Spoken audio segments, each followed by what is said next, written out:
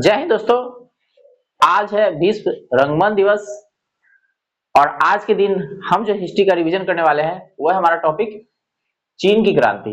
देखिए, आज हम जानेंगे चीन की क्रांति के बारे में और पढ़ेंगे यहाँ से क्या महत्वपूर्ण क्वेश्चन बनता है। लेकिन आज का जो दिवस है, आज का जो डे है 27 मार्च, इस दिन विश्व रंगमंच दिवस सेलिब्रेट किया जाता है, यानी विश्व थिएटर दिवस सेलिब्रेट किया जाता है। ठीक है, तो ये प्रश्न कभी कभी एग्जाम में पूछ लेता है दिवस के बारे में, तो इसको नोटिस करते चलिए, एक एक दिन याद करते चलिएगा, आपका रिवीजन होते जाएगा। तो आप सभी को पता है कि आज है विश्व थिएटर यानी रंगमंच दिवस और आज के दिन इसी को सेलिब्रेट किया जाता है। ठीक है, तो आज हम पढ़ते हैं चीन की क्रांति और जानते हैं यहाँ से आपके लिए क्या महत्वपूर्ण प्रश्न है। ये हमारा विश्व इतिहास है और ये आपका क्लास नंबर 9 है। चलिए, चीन, आप सभी को पता है चीन की राजधानी बीजिंग है, जहां से अभी कुछ सालों पहले ऐसा कहा जाता था पैंडेमिक यानी जो कोरोना है वो एक्टिवेट हुआ था। ठीक है, तो चलिए, ये तो हाल की घटना हो गई और इतिहास में क्या है इसके बारे में पढ़ते हैं।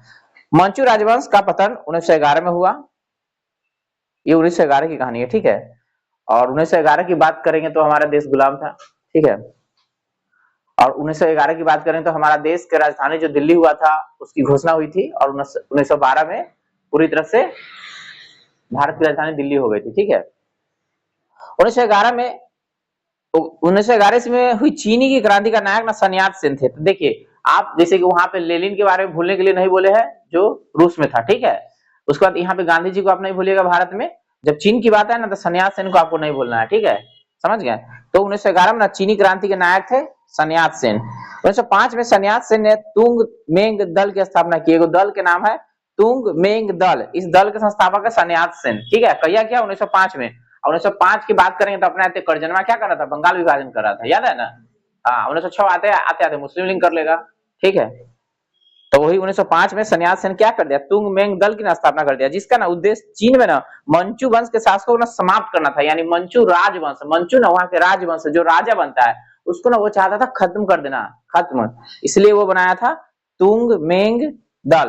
तो कभी कभी ये क्वेश्चन पूछ लेता है तुंग मेंग दल के संस्थापक कौन है। जो अभी हम आपको बता रहे हैं ना, जो अभी अभी आपको ये बता रहे हैं, इसका क्वेश्चन हर एग्जाम में आता है। ठीक है, कोई भी कंपटीशन में बैठिएगा आपको वहां पे एक क्वेश्चन विश्व इतिहास से रहता है, इसलिए आपको ध्यानपूर्वक रिवीजन करना है। ठीक है, तो चलिए, मंचू राजवंश को समाप्त कर दिया। आगे देखिए, क्रांतिकारियों ने 29 दिसंबर 1911 को ना sun यat-sen को ना अपनी ना सरकार का अध्यक्ष चुन लिया, यानी कि हेड, मेन। अभी वहां के मेन हो गए sun यat-sen। ठीक है, कोविनेड लीग सोसाइटी के संस्थापक sun यat-sen है। एक और लीग बना दिया जिसका नाम है कोविनेड लीग। 1911 में 11 ईस्वी की क्रांति के बाद चीन में ना गणतंत्र शासन पद्धति ना स्थापित हुआ, या कि वहां पे ना अब गणतंत्र लागू हुआ, राजवंश को समाप्त कर दिया गया, अब गणतंत्र आ गया। ठीक है, युवान शाही काय ने समर्थन से sun यat-sen ने अपना नेतृत्व वापस ले लिया, यानी कि एक और व्यक्ति आ गया युवान शाही काय, जिसके समर्थन से sun यat-sen ने अपना नेतृत्व वापस ले लिया, यानी उसको समर्थन अब नहीं करेगा। ठीक है, 1912 ईस्वी में sun यat-sen ने कुओमिंतांग पार्टी की स्थापना की। इसको चेन लगा लीजिए, ये पूछता है कि कुओमिंतांग पार्टी के संस्थापक कौन है, तो sun यat-sen। कही या तो 1912 में। इस पार्टी के पुनर्गठन के लिए सेन ने माइकल बोरोदिन को ना आमंत्रित किया, यानी उसको बुलाया था। ठीक है, डॉक्टर sun यat-sen ने अपनी सेना के ना संगठन के लिए जनरल गैलेन को चुना। डॉक्टर sun यat-sen ने 3 सिद्धांत दिए, राष्ट्रवाद, लोकतंत्रवाद और सामाजिक न्याय। उधर अब फ्रांस की क्रांति में नारा दिया था ना विश्व बंधुत्व का, तो ये भी चीन के क्रांति में नारा दे रहा है। ठीक है, राष्ट्रवाद, लोकतंत्रवाद और सामाजिक न्याय। डॉक्टर sun यat-sen को ना चीन का राष्ट्रपिता कहते हैं, जैसे भारत के राष्ट्रपिता कहते हैं ना गांधी जी को, वैसे चीन का राष्ट्रपिता, इसलिए इसको भूलिए नहीं। कभी कभी पूछ देता है कि चीन के राष्ट्रपिता कौन है, तो डॉक्टर sun यat-sen। गांधी जी के नाम में पहले डॉक्टर लगा देते ठीक रहे, डॉक्टर गांधी जी, लेकिन नहीं, यहाँ पे डॉक्टर sun यat-sen है। ठीक है, यहाँ उनका नाम महात्मा गांधी है। ठीक है, चलिए, तांग वंश के बारे में देखिए। चीन में ना तांग राजवंश के तहत एक साम्राज्य स्थापित हुआ जो लगभग ना 300 वर्ष तक, यानी 7वीं से 9वीं सदी तक ना सत्ता में रहा। इसके ना राजधानी सियान थी। सियान तो एगो जगह है, सियान चीन में एगो जगह है, सियान एगो शहर है उसका। ठीक है, सियान दुनिया के ना सबसे बड़े नगरों में से एक थी उस समय। तांग साम्राज्य परीक्षा के माध्यम से ना नियुक्ति की गई नौकरशाही द्वारा प्रशासित होता था, यानी कि उसी समय ना वो लोग परीक्षा लेता था, टेस्ट लेता था कि कौन व्यक्ति योग्य है जिसको अपने दल में ले। ठीक है, वैसे नहीं लेता था किसी को कि ओकर मौसी के बेटा है, ओकर मामानी के बेटा है, ओकर चचा के बेटा है तो ले ले। वैसे नहीं, योग्यता आता है उसको परीक्षा से, ठीक है, उसको पहले परख के। डॉक्टर सन्यास सेन की ना मृत्यु 1925 में हो गई थी। जब ये मर जाएगा ना तो ये ना सब जैसे तैसे हो जाएगा, छितरा जाएगा, चिन्हवा ना इन्ने सुनने हो जाएगा, ठीक है। कहता है डॉक्टर सन्यास सेन की मृत्यु के बाद चियांग काई शेक ने 1926 में ना कुओमिंतांग पार्टी का नेतृत्व संभाला। अब 1926 की बात आ गई, ठीक है, नाम है चियांग काई शेक। अब दोनों दो दल हो जाएगा, दोनों में लड़ाई होने लगेगा, ठीक है। 1927 में कुओमिंतांग पार्टी से मान्य साम्यवादी दल अलग हो गया। अब देखो साम्यवादी दल एगो अलग हो गया, ठीक है, अलग हो गया। चीन में गृह युद्ध 1928 में शुरू हुआ। परीक्षा पूछता है चीन में गृह युद्ध क्या हुआ, चेन लगा लीजिए।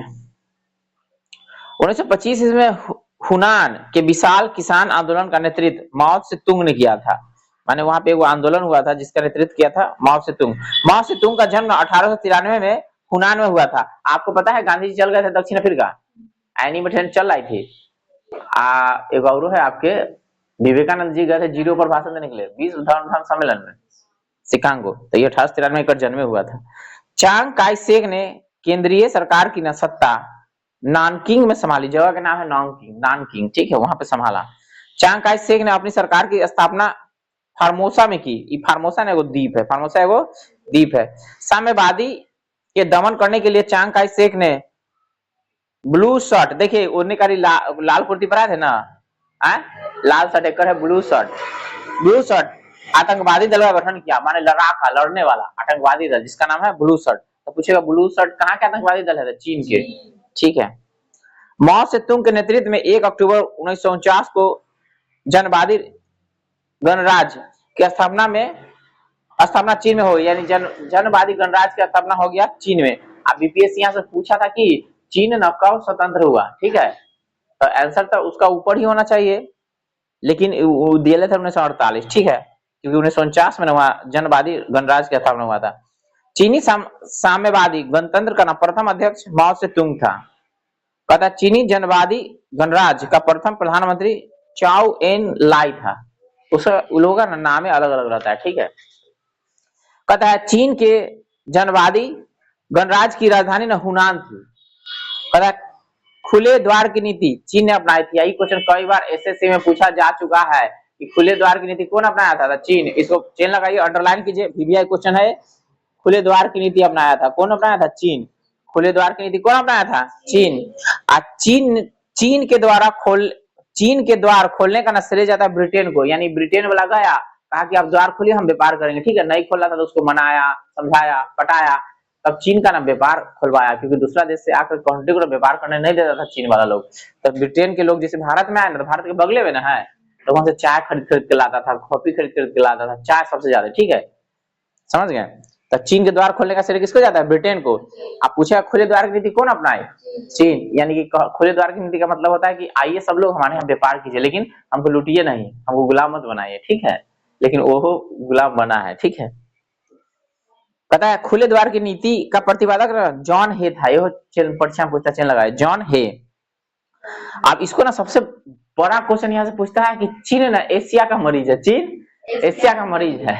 तो सबसे बड़ा क्वेश्चन इस चैप्टर में एगो आया, तो इस किसके बारे में आया, वहां के जो राष्ट्रपिता है सो, और उसके बाद एशिया का मरीज कौन है, यूरोप का मरीज, हाँ, तो तुर्की को तोड़ देगा, पहला विश्व जीत जाएगा ब्रिटेन वहां, और पटक पटक का मारेगा, ठीक है।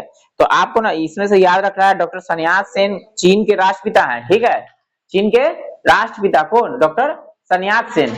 अभी एक बार सुन लीजिए, दिमाग में हटा लीजिए, डॉक्टर सन्यास सेन वहां के राष्ट्रपिता है, ठीक है।